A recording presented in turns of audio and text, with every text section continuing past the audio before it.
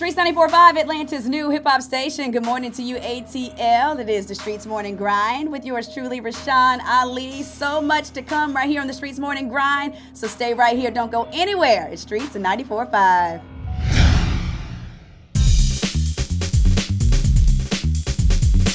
Hey guys, it's Chris with UAccess. I'm back. We're here at Streets 94.5 getting an exclusive interview on Rashan Ali. She's a broadcast journalist, actress, author, and she's the Morning Grind morning show host here at the radio station. Let's go check her out. What's her name? Rashan Ali, right now on Streets 94. It is 9:44, Streets 94.5, Atlanta's new hip-hop station. 85 degrees for your high today. I'd like to start off by thanking you for your time. Absolutely, it's my pleasure. And I have to ask, how do you manage being a parent and having such a successful career? Well, it doesn't come without sacrifice. I think you learn balance over time. That's not something that you wake up saying, I know how to balance perfectly between family and career. You had to make a lot of mistakes prior to finding the right balance. And I think probably after my maybe 9th or 8th year in radio and television, or radio primarily, that I found a balance. But it's still always a struggle just to make sure that, family is first. All right, I know you went to Florida A&M I did. University, and you went on with a swimming scholarship and an academic scholarship. I did. Graduated magna cum laude. That's right. That's excellent. Thank you. How did you manage to do that? Oh, well, I think the foundation came from my parents. They always expected us to do well. The expectations, when they're placed on you early as a child, what you can do. And my parents are awesome people, and they always uplifted us, and there was no limit to our potential. So I think that having had that as a child, being grounded in that, I knew where I wanted to go. I knew that I always wanted to be the very best at everything that I touched. Right. And so that I think that translates into my adult life. So, it was very hard being a student athlete, because when everybody's going, they're leaving class and going to the caf, or they're going to their room to watch Young and the Restless. I'm headed to the pool for the second time of the day, but I was able to have an awesome experience though. I did everything there was to do. I was the queen of orange and green, which is the equivalent of like the spirit queen of the school, which is on the homecoming court. And, so I did that. I pledged, AKA. I was the step master for the step team. I was the Ivy Leaf reporter, which was the reporter for our national publication, an Alpha Kappa Alpha. So all that radio show, I'm on a radio show, and I was on a TV show, 2 or 3 TV shows. So I did everything there was to do in college. I had a ball. I wouldn't change anything about my experience at Florida A&M. It was the best time of my life. You're a natural born leader. I am a natural born leader, and I'm glad that you pinpointed that, because leaders are born. Leaders are born. You can make a better leader. Right. You can make a leader a better leader, but I believe that leaders are born. And my parents always stressed in me to be a leader. And when they saw me kind of follow, like in the 5th grade, I was following certain people because, I don't know, you're 10, so you change a little bit. But they wrapped that thing up so tightly. Let me reel you back in. Yeah, you went for broadcast journalism. Mm-hmm. Did you know that you wanted to go to college for that?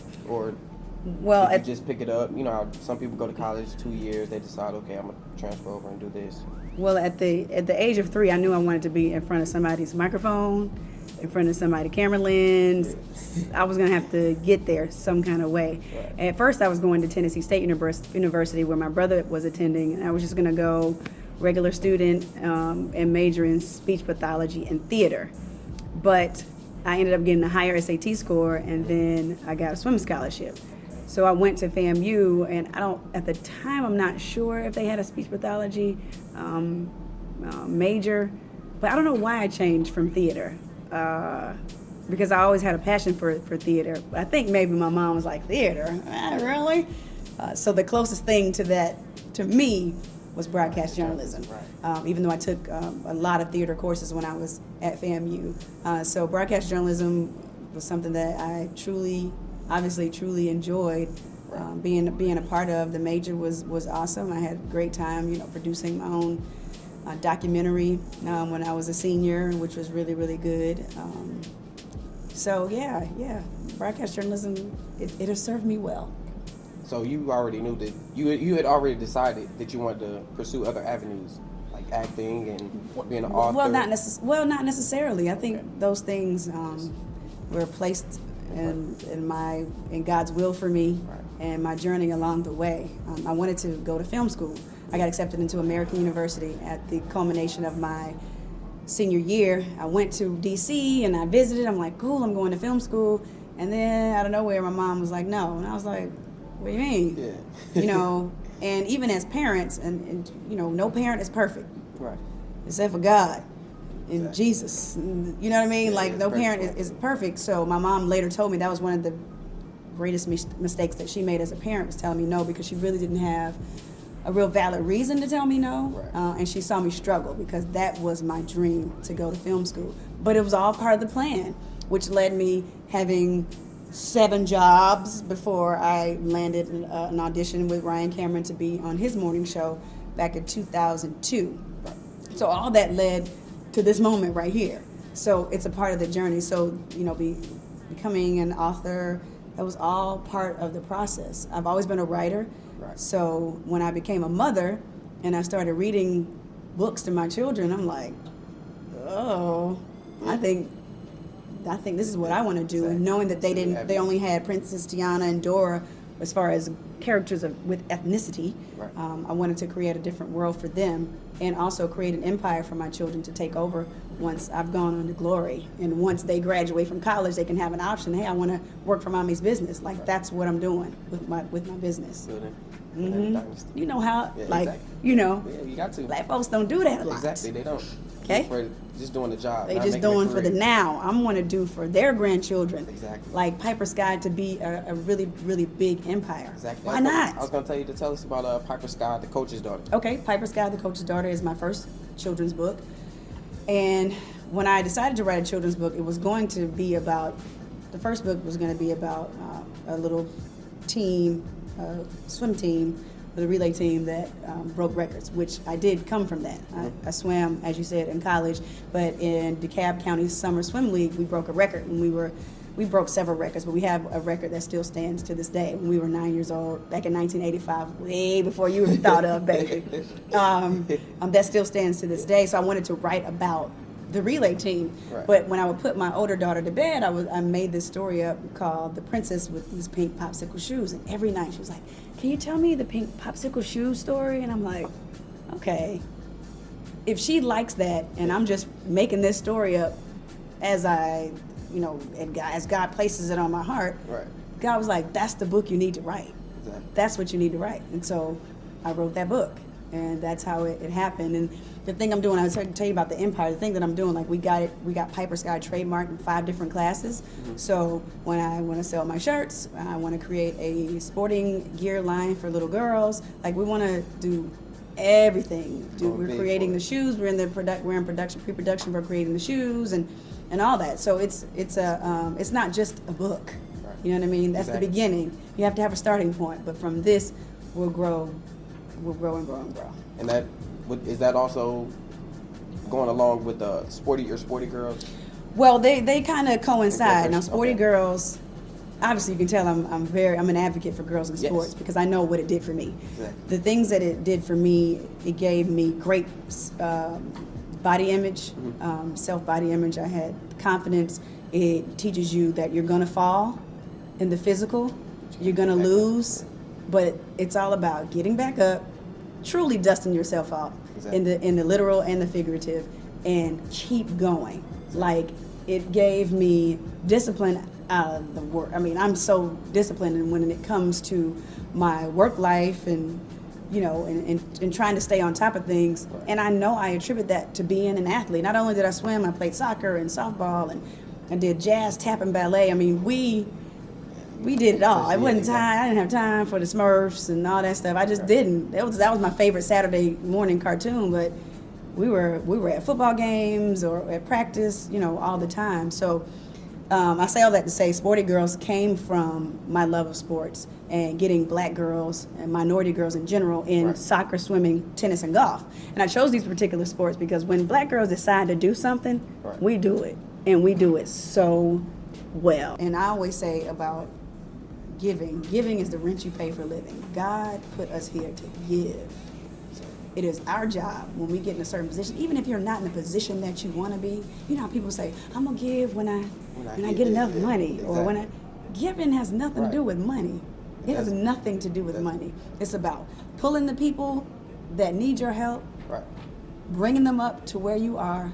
Once they're stable and on their feet, you catapult them Right. even further than where you are. That is the key to living, is Give making by other people better. knowledge. Yeah. Your Knowledge time. by what you say. Right. We pray every morning before the show. I said, God, just guide my words. You know, I know everything we say on our show is not of God, Yeah, but- you know, but he knows his child. And Exactly. I say, whatever it is that we say or do, allow it to change someone's life. Whether it's somebody who didn't laugh yesterday and laugh today, whether it was the be who God has called you to be at the end of the show, whether somebody was saying or thinking they were going to do something else because somebody else did it.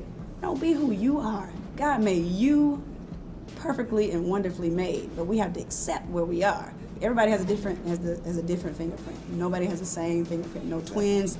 Nobody is made Yeah. just alike. So you have to be okay with who you are. And what I'm talking about did not come overnight. And I still struggle with making sure I'm not looking around at other people. I'm looking up at who's given me the talents and the gifts and guiding me along the way. So it's a work in progress. I'm not perfect, but I want to die saying, I think I made a difference. You left a mark, right? I left a mark. My dash counted. It did. Yeah. You built yourself to be a role model. Yeah, I hope so. I'm pretty sure I know a lot of people look up to you. And what's the most rewarding part of your career?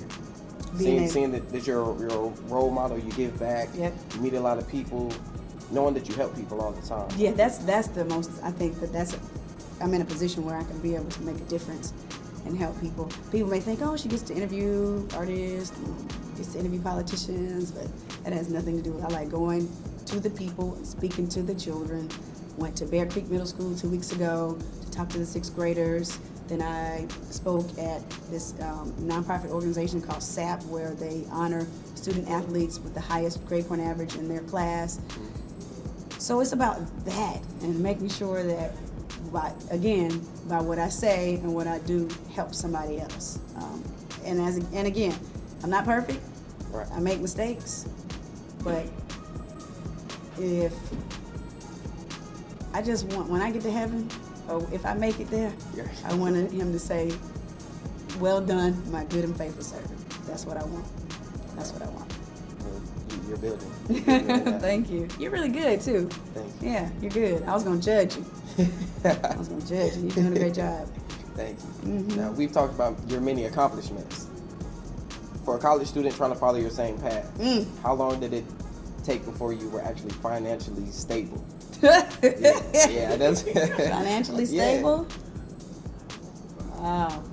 Because it takes a lot of time. It does. And if you have, you have bills, kids, right? All that. Exactly. I started out in radio. I was engaged to be married. I started out making $25,000 a year at Hot 107.9. Went up to 36, Okay. balling. And the next year it was maybe like 43, something like that. But the good thing about radio is that you can make it jump. Yeah. Huge jump. Huge payday. So I went from like 43 to, and I'm just gonna be real, Yeah. 43 to 90, which was great. And then when I became the host of the A-Team, I was making 6 figures, which went on. After my first year of that contract, I made 15% more. Okay. But when I was making all that money, I don't have anything to show for it right now. Okay. I had a lot, and I blew a lot. Even having come from being a middle class girl, thinking I had it all together, Yeah. I didn't. I did not. Thankfully, the Radio 1 matched your 401k at that time, back when the economy was going well. Right. And I was able to stack a lot of money, which eventually saved me when I became unemployed 3 times. We'll go through that too. Okay. So when I went to V103, I went back down to the under 6 figures. Right. But I was okay with that because God was like, I can't give you what I gave you because you didn't do what I needed you to do when you had it. So He had to give me half of what I used to have. So when I got the opportunity here at Streets 94.5, it was nothing what I used to make. But guess what? I'm happy. I enjoy what I'm doing. Not that I didn't at other places, but Right. every place has a season in your life. Exactly. I couldn't be happier to come to work at this place. I just couldn't. People, they can say whatever they want to say about our station. It's so hood, they play out the street. I'm happy. Exactly. I'm excited. Now, getting up at 4 o'clock in the morning is another story. I understand. But when I can walk out of here every day or just sit in the studio or go to my boss's office, Steve Hegwood, who's the owner, program director, used to be my program director at Hot 107.9. That's where I first met him and started to just really appreciate his knowledge of radio and his desire to make the A-Team better, Yes. and which he did before we were released. And Ricky Smiley came in and all that. I just respected him so much, and so to be able to work with him again is it's been really, really good. I just enjoy it. I enjoy the people I work with. Yeah, I know what he's looking for, absolutely. And he'll tell you like it is. What are y'all doing? I'm like, huh? But it's always from a place of love, which that's what I adore about him.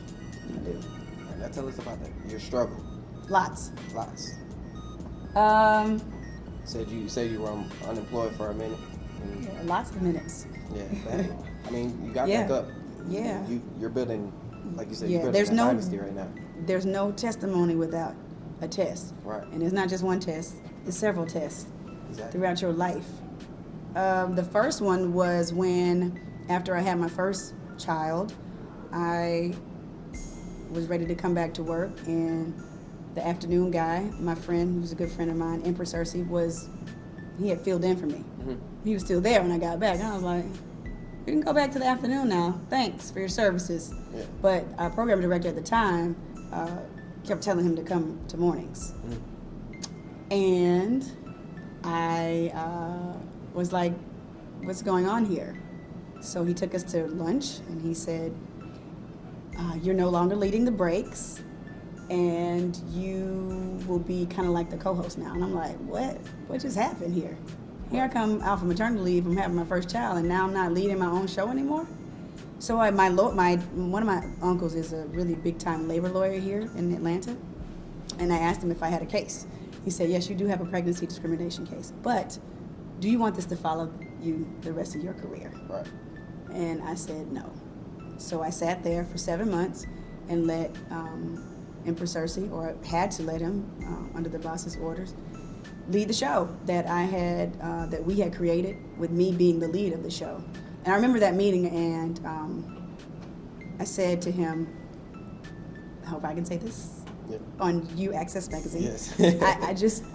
I said, I'll just put it like this. I said, we wouldn't be having this conversation if I were a man. Right. And he didn't have any comeback. And I knew it was true. Right. They were doing me like this because they wanted a male lead in mornings. Right. You don't hear of many females leading in mornings. No. Think about it. It doesn't happen because generally women listen in the morning and they want to hear a man talk to them. Right. That's basically how it goes. They'd rather hear a man talk to them than a woman. That's just radio 101. So God has allowed me to break the mold. Me and Yolanda Adams and some other women that are doing some great things in mornings as well. So that was my first disappointment. And so when Steve got to the station, he immediately changed it back around to me being the lead. Praise the Lord. Thank you, Jesus. So 18, we were doing well. We had gotten to number 3, number 2, and 18 to 34 in our demo. And they came in one day and they were like, hey, after the show, guys, we need to talk to you. We were like, hold up. What's going on? And Griff, who's one of my great friends, he was like, oh God, we about to get fired. This time I'm pregnant with my second child. My agents were able to get my contract extended for another 6 months because my contract was up, but they were paying me morning show. This is when the time I was making money. Yeah. I was making morning show money, doing middays, talking 3 times an hour for 30 seconds. It didn't make sense to keep me. Right. So I was 6 months pregnant with my second child, and I finished my shift. They were like, hey, when you get done, could you come on down? I was like, well, this is familiar. Yeah. This is familiar. So I went into the office and it said R. Ali paperwork. I was like, what's that?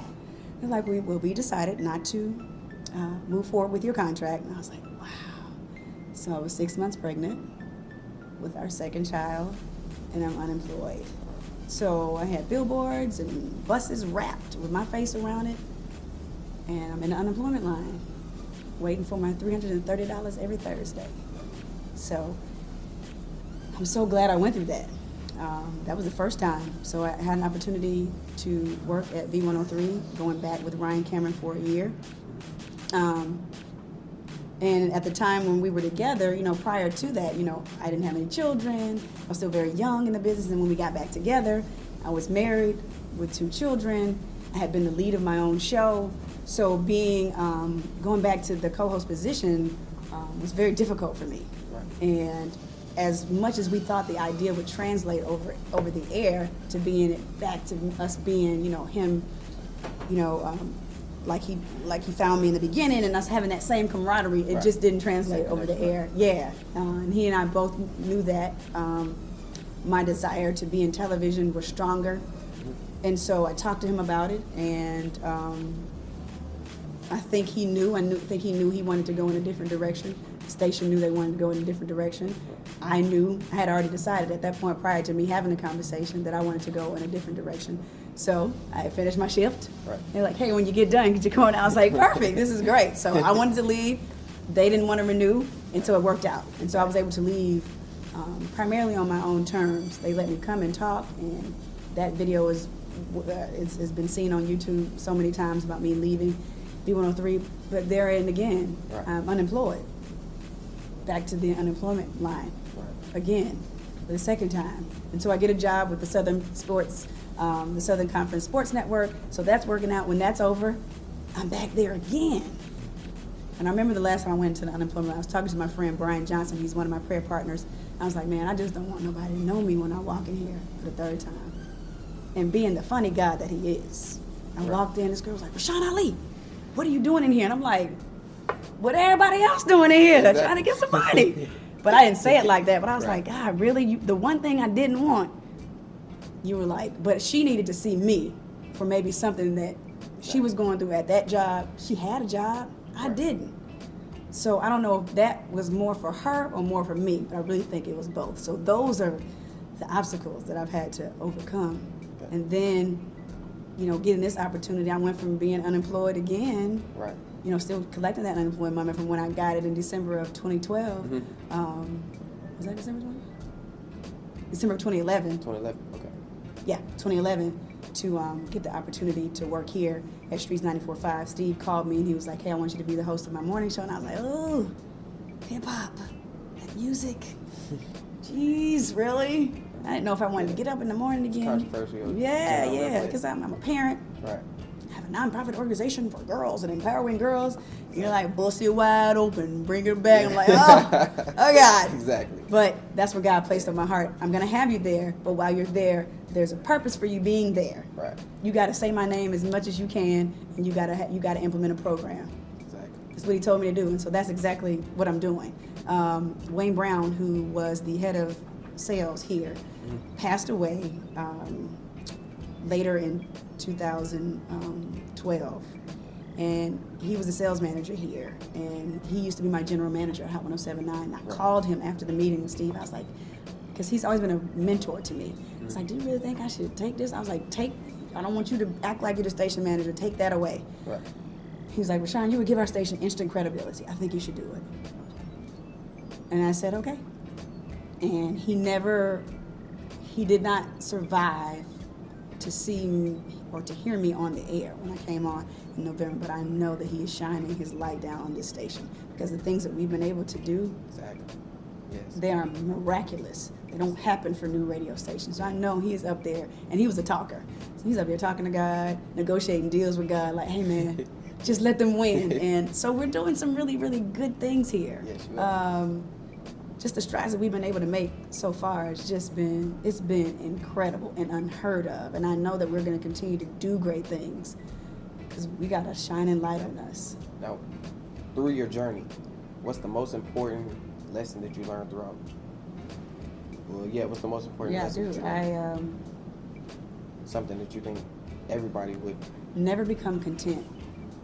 When I was making a lot of money, I was like, man, I can never get fired. It's hot. This is great. Everything's going wonderfully.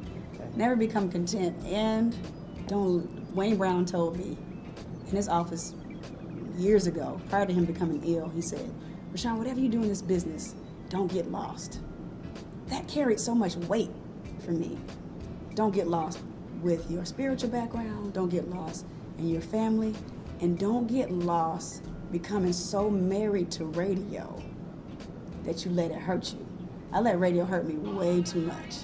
And so what I don't do with radio now is be so in love with it that can hurt me again. Right. And I see that's why you're building different avenues. You gotta have multiple streams of income. That's how you do it. You have to, because when it's not your own, it's not your own. You never know when that person's gonna come in and say, "Can we see you again?" Yeah, exactly. You know what I mean? And that's not to say that that's going to happen here. Right. But I'm very realistic. I'm never in La La Land again. Exactly. I love the art of radio. I love what I do. Love television. But I will never let it hurt me again. It just won't happen. Now tell us about your upcoming movie projects. I hear you have a movie coming out this month. So Gabrielle Union has a new show on BET called Being Mary Jane. I have a really, really small speaking part. I play one of the board members of the nonprofit organization that she's supporting. Very small. It could possibly be on the cutting floor, because if we all know how film goes. Right. So very, very small. But I am doing a new play called Stripped. We actually did this play 2 years ago, which will be playing at the Port of Sanford Performing Arts Center in Decatur. I play, it's a story about a professional athlete who is struggling with memory loss, is struggling with losing endorsements, the game changing, the behind the scenes that we don't see from athletes once everything is over. And it brings the awareness about how concussions affects the family directly. So it talks about, it's a comedy, I'd say it's a dramedy. I play the sports agent. How appropriate. Yeah. I play the agent to the football players in the play. So I'm really excited about that. That's playing May 30th through June the 2nd. So being on stage, you have to hone your craft, because you don't get a cut, take two. You don't get that. You got to get it, or you don't. Exactly. And so that's what I love about theater. So looking forward to that, and doing some more film projects when the time permits. I'm not rushing that at all. Do you have a movie? I saw a movie called A Time for Love. Oh, yeah. It says it's coming out May 26th. May 26th. Thank you. In theaters. You're right. Jeez. I'm just making sure. She'll kill me. Cut. So yeah, I also have another movie coming out called A Time for Love. Okay. Big shout out to my girl Q. She's the director, writer, producer. I did that a couple of years ago, so it's finally, you know how movies are. It takes a while to edit and all that kind of stuff. So we're having the premiere actually on May the 26th. So I am very excited about that project as well. I play a big sister to the main character in the play. So just, kind of matronly. Our mother was a misfit, and so I'm kind of taking over that mother role for her. So it's fitting, because I'm a mama too. So yeah, Time for Love. Yeah. All right. Do you have anything else that you would like to share with us? Any more upcoming projects or anything that you have going on with your organizations? Well, there's always something going on. What else I got? Let us know. They want to know. Yeah. Well, we have our Sporty Girls Camp, which is already, it's already, we already have our participants. We're always looking for donations at sportygirlsinc.org. Okay. We'll put on a camp where it's an overnight camp at Clayton State University, where the girls learn what it's like to be a real student athlete. So they wake up, they eat breakfast, they have morning stretch, and they have their first sport. Okay. Then they're done with their first sport or their first session, come back, rest, lunch. Second, they have 2-a-days the whole week. It's very intense. But if you're going to be a student athlete, this is what it's like. It's going to be like in college. We want them to get the real, just say, okay, am I serious about playing tennis in college? Do I want to practice 2 times a day for 4 years? I swam 4 years at FAMU. 2 times a day. And our season went from August to February. And we got out of school in March. I don't know how I did it. Also being magna cum laude. I did graduate with honors. You're right, so right. Well, I was on Maybe. Presidential scholarship, so you had to keep a certain GPA. Okay. And I didn't want to have to say, Mom and Dad, I need you to pay for this semester. No, just go to do your job and get a degree. That's what you're there for. Education, my sport, and then everything else. Yeah, but that's it. RashanAli.net. RashanAli.com is about to relaunch. PiperSky.com for the book and T-shirt, and SportyGirlsInc.org for everything else. And Twitter at Rashan Ali, Instagram at Rashan Ali. Find everything there. All right. Thank you so much for your time. Yeah, I want to thank Sorry you for the left-hand dab. Hey, no, that's okay. Sorry. It's all good. Got the mic right Yeah. here. But I do want to thank you for your time. Absolutely. I appreciate it. Thank you. UAccess appreciates it. Absolutely. You got Rashan Ali, Chris, UAccess. Thanks for watching. I woke up in a new Bugatti. I woke up in a new Bugatti.